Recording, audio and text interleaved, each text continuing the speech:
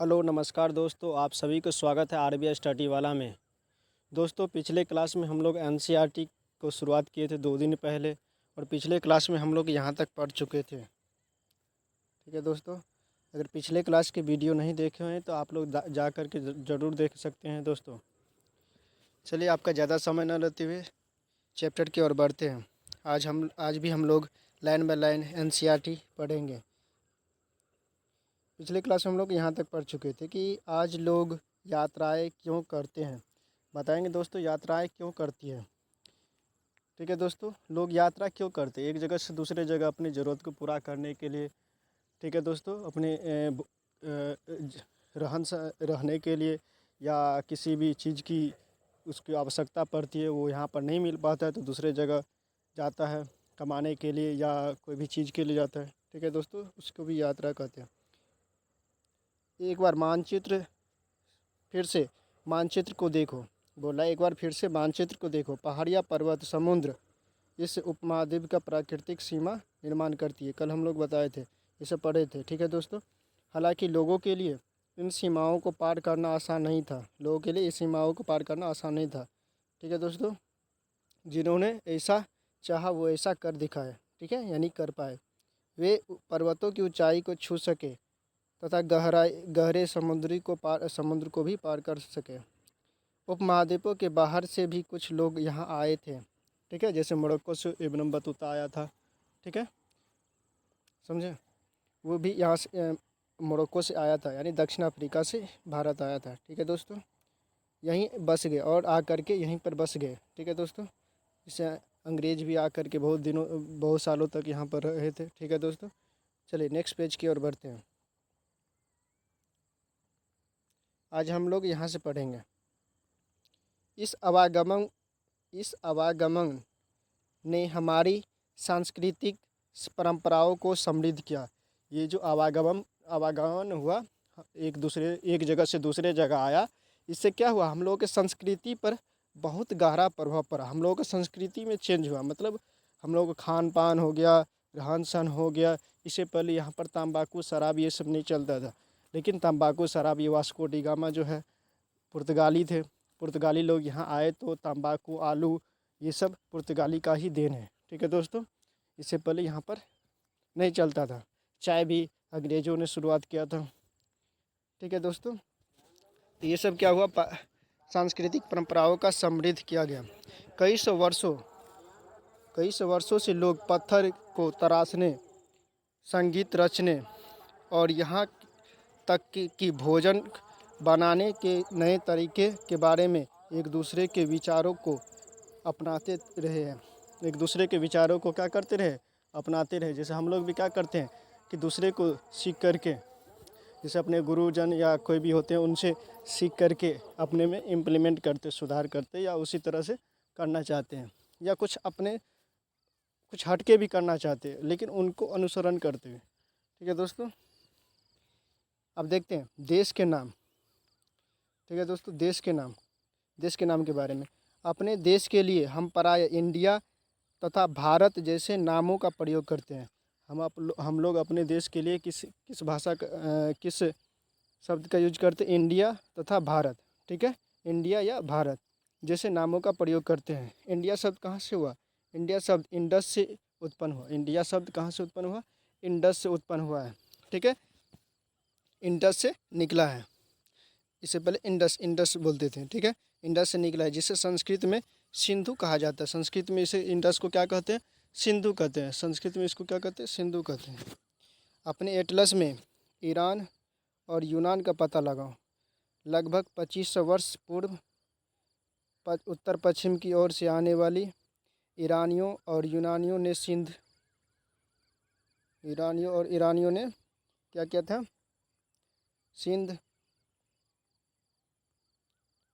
सिंधु को हिंदोस अथवा इंदोस, और इस नदी के पूर्व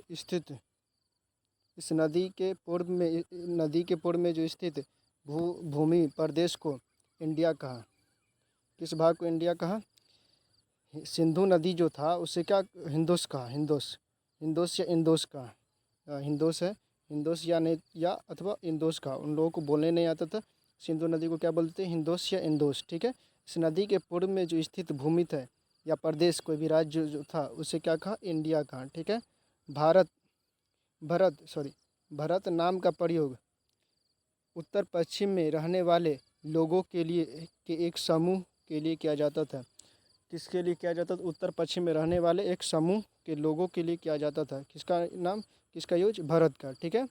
इस समूह का उल्लेख संस्कृत की आरंभिक लगभग 3500 वर्ष पुरानी थी। ठीक है। कृति कहाँ से? ऋग्वेद को भी मिलता है। कहाँ से मिलता है? ऋग्वेद में मिलता है। भरत नाम जो है कहाँ से मिलता है? ऋग्वेद में भी मिलता है, 3500 वर्ष पुरानी। ठीक है।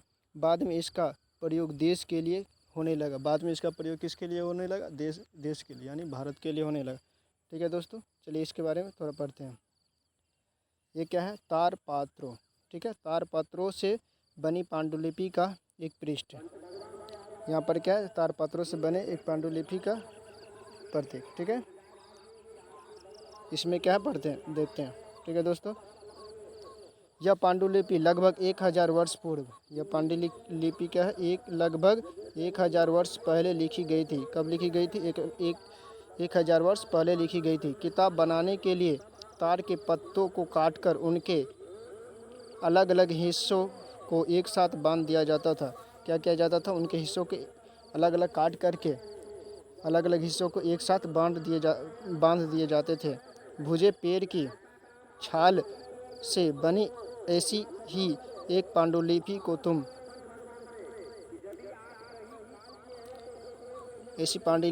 तुम यहाँ देख सकते। ये देखिए, ये पांडुलिपि है।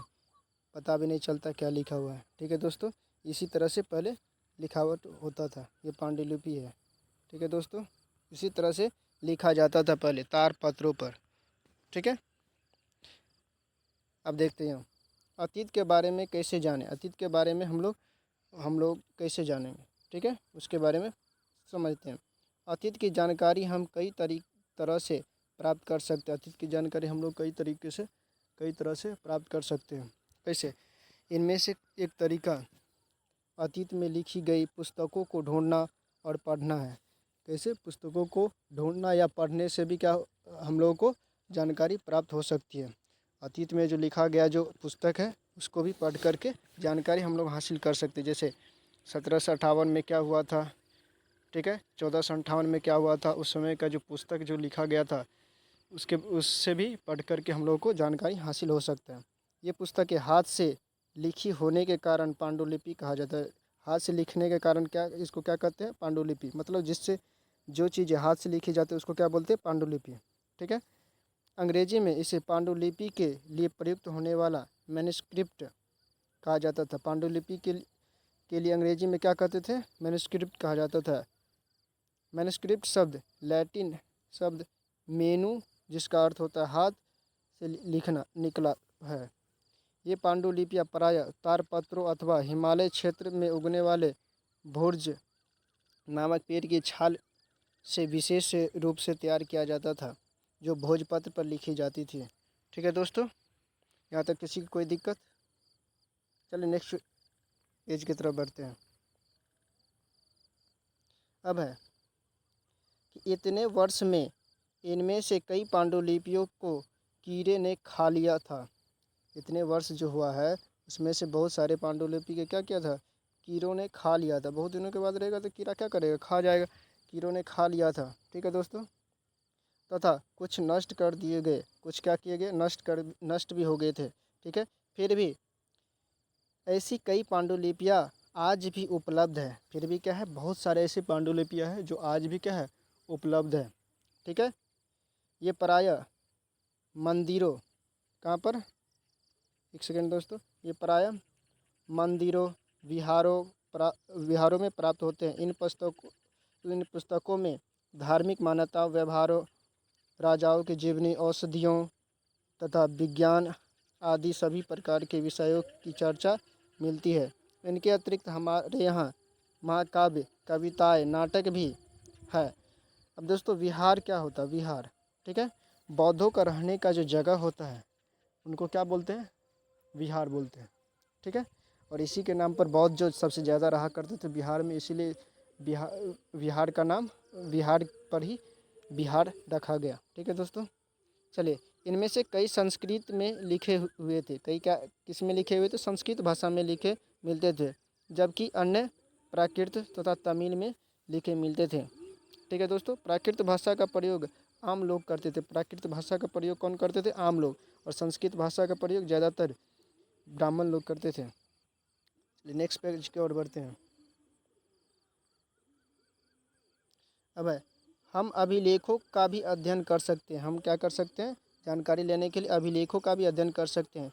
ऐसे लेख पत्थर अथवा धातु जैसे अपेक्षाकृत कठोर सतहों पर उत्कीर्ण किए गए मिलते थे। ठीक है, कभी कभी शासक अथवा अन्य लोग अपने आदेशों को इस तरह उत्कीर्ण करवाते थे ताकि उन्हें देख सके, पढ़ सके तथा उनका पालन कर सके। ठीक है, पत्थरों पर वो लिखवा देते थे, खुदवा देते थे, ताकि वहाँ से वो उसका देख करके पढ़ करके क्या कर सके? इम्प्लीमेंट कर सकते। मतलब इसको एक राजलेख बोला जाता था। ठीक है, कुछ अन्य प्रकार के अभिलेख भी मिलते हैं जिनमें राजाओं तथा रानियों सहित अन्य स्त्री पुरुषों ने भी कार्यों के विवरण का उत्कीर्ण करवाए हैं। ठीक है दोस्तों, उदाहरण के लिए प्रायः शासक लड़ाइयों में अर्जित विजय का लेखा जोखा रखा करते थे।